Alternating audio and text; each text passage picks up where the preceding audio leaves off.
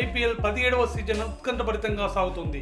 ఈ సీజన్లో ఇప్పటివరకు 59 మ్యాచ్లు ముగిసినా ఏ జట్టు కూడా ప్లే ఆఫ్స్కు చేరుకోలేకపోవడమే ఇందుకు నిదర్శనం. టోర్నీ నుండి పంజాబ్ కింగ్స్, ముంబై ఇండియన్స్ నిష్క్రమించడంతో 4 ప్లే ఆఫ్ స్థానాల కోసం 8 జట్లు ఓరాఓరీగా పోటీ పడుతున్నాయి. గుజరాత్ టైటాన్స్ శుక్రవారం మే 10వ తేదీ చెన్నై సూపర్ కింగ్స్ను ఓడించడంతో లక్నో, ఆర్సీబీ, ఢిల్లీ జట్లకు ఆక్సిజన్ అందించినట్లయింది. ప్రస్తుతం పంజాబ్, ముంబై మినహా అన్ని జట్లకు ప్లే ఆఫ్స్ అవకాశాలు ఉన్నాయి. ఇది ఇలా ఉంటే ప్లే ఆఫ్ రేస్ను కొనసాగుతుండగా ఢిల్లీ క్యాపిటల్స్ కెప్టెన్ రిషబ్ పంత్పై బీసీసీఐ కఠిన చర్యలు తీసుకుంది.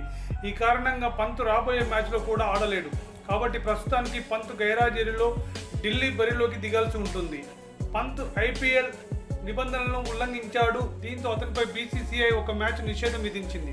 ఐపీఎల్ 17వ సీజన్ 56వ మ్యాచ్లో మే 7న రాజస్థాన్పై ఢిల్లీ విజయం సాధించింది. ఈ మ్యాచ్లో ఢిల్లీ నిర్ణీత సమయంలో ఓవర్ల కోటను పూర్తి చేయలేకపోయింది. ఈ కారణంగానే పంత్పై బీసీసీఐ ఒక మ్యాచ్ నిషేధం విధించింది.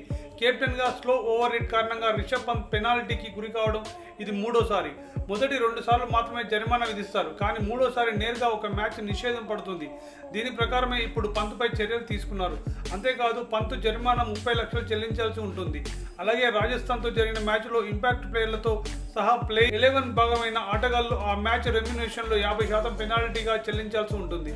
ప్లే ఆఫ్ రేస్లో ఉన్న ఢిల్లీకి ఇది పెద్ద దెబ్బ అని భావించవచ్చు.